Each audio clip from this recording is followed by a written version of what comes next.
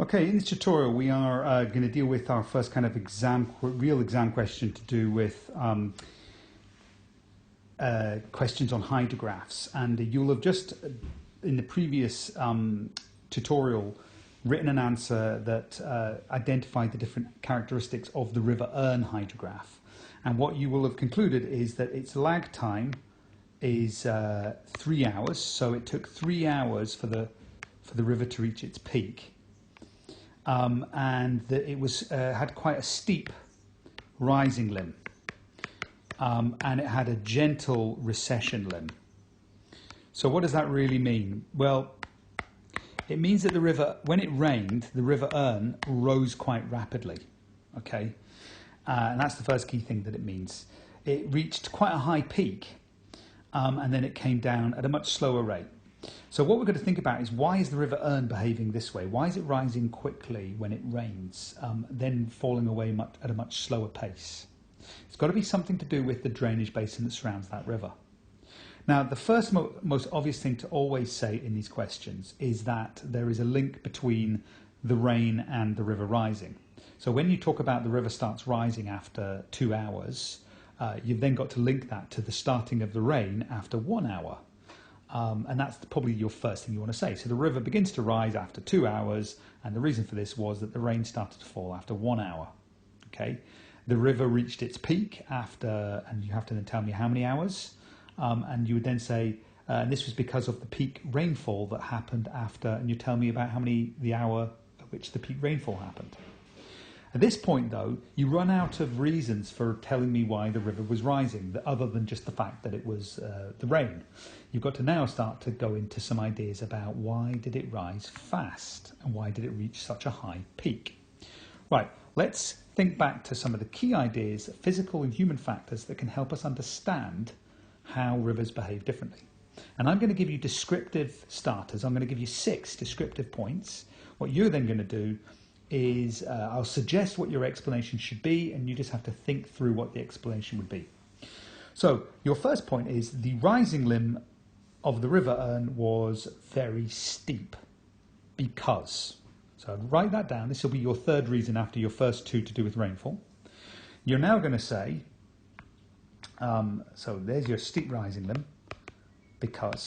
You're now going to tell me something about the fact that the landscape surrounding the river might have very steep gradients. Okay? And you're going to finish off that sentence by explaining how a steep landscape around a river would cause the water that lands on that landscape to flow to the river quickly. Okay? So that's your first point. Your second point, you're now going to tell me how the rising limb is also quite steep and the river reaches a high peak. And you will actually want to tell me the actual peak discharge. So what's the top discharge the river gets to? So look at the graph and tell me what it was on the River Erne. And you're going to then tell me that this is because the landscape may have little in the way of forestry on it. What you're now going to do is say the reason for this is because, and you're then going to explain how a landscape that doesn't have much in the way of vegetation would be a landscape where rivers would rise fast. So what is it about when there's a lack of trees on a landscape that causes rivers to rise quite quick? Okay, so you're going to have a deforested landscape, and you're going to explain how that causes the river to rise quick. Right, the third reason is it's also rising steeply and it had a lag time of only 3 hours because, and you're going to say because the landscape might be urbanized around the river. What you're then going to do is tell me how a landscape that has been urbanized has had lots of tarmac built across it. And what you're then going to do is you're going to explain how a landscape with lots of tarmac and drains causes rivers to rise quickly. Okay? Right, your fourth reason. Why could this river be rising fast? Okay? And reaching a high peak. You might want to tell me that it could be something to do with the river having quite a small drainage basin. And this goes back to the physical factors from a few weeks ago. If you have a small drain, I'll give you this one so you can write down what I say. A small drainage basin it won't take much time for the water to drain towards the river if it's small. If it has a very large drainage basin like the Amazon, then the rain falling on one part of the drainage basin could be hundreds and hundreds of miles away, and it could take days before it gets to the actual point where you're measuring the river. So a smaller drainage basin will drain through much quicker. Okay. Now, your fifth reason, let's move on to the gentle recession limb. Remember, our river Rhone went up quick and then came down slower.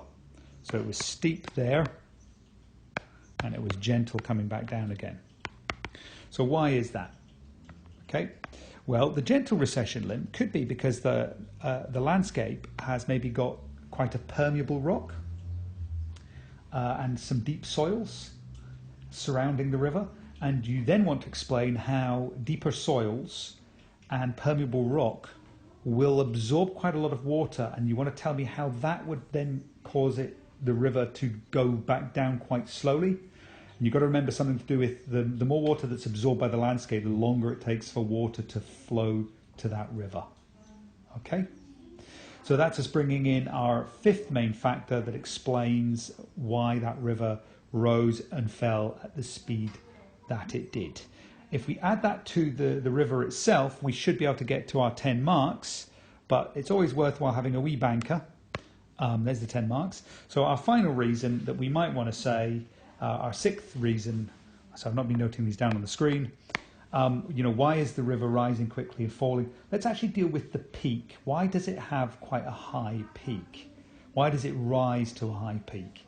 And we reviewed quite a lot of reasons. High peaks of rivers tends to mean very little is getting stored in the landscape.